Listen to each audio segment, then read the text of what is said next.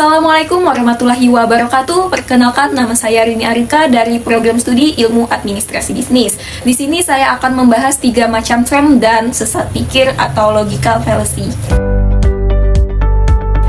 Term digunakan untuk menyatakan sesuatu, baik itu objek, orang, konsep, maupun gagasan.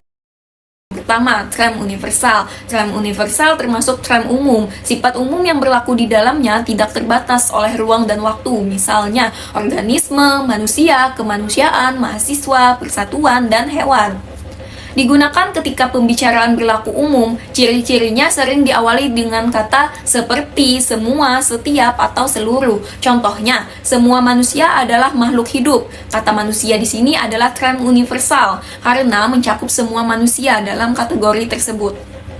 Yang kedua, term partikular. Term partikular termasuk term khusus yang berlaku di dalamnya hanya menunjuk sebagian, tidak tertentu dari suatu keseluruhan. Term ini tidak mencakup keseluruhan dalam kelompok tersebut, melainkan hanya sebagian atau beberapa saja. Ciri-cirinya yaitu menggunakan kata seperti, beberapa, sebagian, atau ada. Contohnya, beberapa siswa ada yang suka menggambar. Siswa dalam kalimat ini adalah term partikular karena hanya merujuk pada sebagian, bukan seluruhnya. Yang ketiga, term singular. Term singular termasuk term khusus. Sifat khususnya yang berlaku di dalamnya hanya menunjuk pada suatu hal atau suatu himpunan yang mempunyai suatu anggota. Term ini menunjuk pada satu objek tertentu secara spesifik dan unik.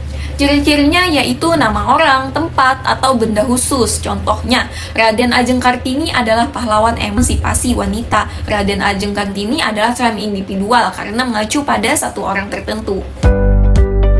Sesat pikir atau logical fallacy adalah kekeliruan dalam penalaran berupa pembuatan kesimpulan dengan langkah-langkah yang tidak sah karena melanggar kaidah-kaidah logika maupun berupa perbincangan yang bercorak menyesatkan karena sengaja atau tidak sengaja memasukkan hal-hal yang membuat kesimpulannya tidak sah. Contohnya, semua orang menggunakan produk ini, jadi pasti produk ini yang terbaik. Analisis sesat pikirnya yaitu popularitas tidak selalu menjadi indikator kebenaran atau kualitas. Untuk menghindari sesat pikir dapat dilakukan dengan cara yang pertama, mempelajari ilmu logika, memahami prinsip-prinsip logika dasar, membantu berpikir secara lurus, efisien, tepat, dan teratur. Yang kedua, menghindari sumber penyebab sesat pikir, identifikasi dan hindari faktor-faktor yang dapat memicu kesalahan penalaran. Yang ketiga, berpikir objektif, lepaskan prasangka dan emosi saat menilai argumen untuk menjaga objektivitas. Yang keempat, berlatih berpikir kritis, kembangkan kemampuan untuk mengevaluasi argumen secara mendalam dan logis. Dengan menerapkan langkah-langkah tersebut, kita dapat meningkatkan kemampuan berpikir logis, menghindari kesalahan penalaran yang dapat menyesatkan.